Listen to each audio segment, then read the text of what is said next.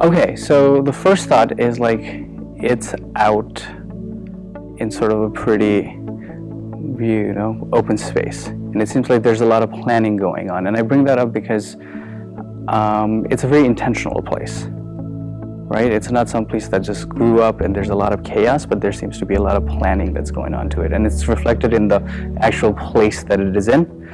And I found that that intention extends to other parts of the university in terms of how the kind of mission it starts with, the kind of vision it has, and the kind of education it wants to impart on students. So I find the intentionality of the whole operation quite good and encouraging for future students.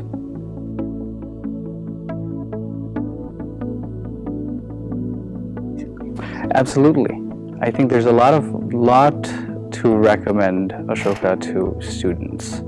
I've been a big advocate of liberal arts education, and I think that for a lot of students who are not necessarily quite sure what they want to do, but are open about learning new things and learning new approaches to education, I think it would be very good for them to come here. It seems there's a broad range of subjects that are offered, and also that it's growing.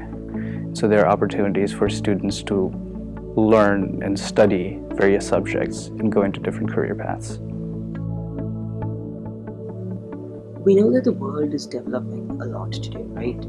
If I want to I might take the freedom to say that the fourth industrial revolution might be approaching, and it might be important for us, for the whole world, to stand together and provide higher education to our students so that they might survive the kind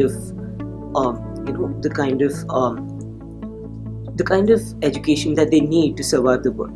So how do you think this conference helps to bridge that gap between countries, and how was your experience today at the International Educators Conference? Okay, so that goes back to a liberal arts education, because again, you're saying the world is changing, there are more professions coming up, there are more careers developing, which means that there are going to be needs that we don't know yet.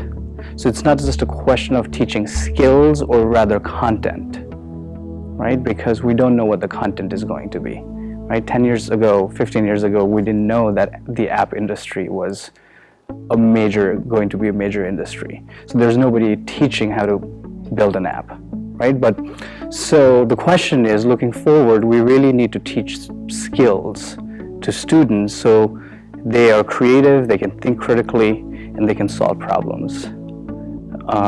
And also work together. So I think it's a question of teaching what we may call softer skills, but that's not necessarily a very accurate way of saying it. These are necessary skills. There's nothing soft about them. They're really important, right? So I think the kind of education that Ashoka provides, which is very apparent in this visit, is going to be important in terms of teaching students the skills that they need so they may be able to tackle on anything that comes their way, regardless of what specific content that it may be.